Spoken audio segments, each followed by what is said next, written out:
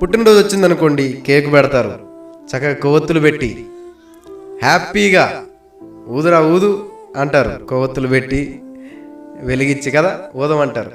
ఆ సమయంలో ఎవరైనా అడుగుతారా, నువ్వేం సాధించావురా ఈ సంవత్సరం మొత్తం అని? పుట్టినరోజు జరుపుకునేవాడిని అడిగితే వాడు ఇంకోసారి పుట్టినరోజు జరుపుకుంటాడా? ఆలోచించండి. ఊదురా ఊదు అంటాం. ఊదేశాడు, ఒక సంవత్సరం మొత్తం ఊదేశాడు వాడు. ఊదేసి ఇప్పుడు కొవ్వొత్తులు ఊదుతున్నాడు. అంతే. గమనించండి, గతించిన కాలం చాలు. కాలం లెక్కేసుకోవటం తప్పని కాదు, లెక్క పెట్టుకోవటం మంచిదే. కానీ ఇదేదో నూతనమైనది అనుకోవటం పొరపాటు. ఇదేదో కొత్తగా జరుగుతుంది అనుకోవటం పొరపాటు. లేదు, కష్టాలు అలాగే ఉన్నాయి, అప్పులు అలాగే ఉన్నాయి, బాధలు అలాగే ఉన్నాయి, శ్రమలు అలాగే ఉన్నాయి. ఏం మారింది? ఏం మారలేదు. నూతనమైంది లేదు.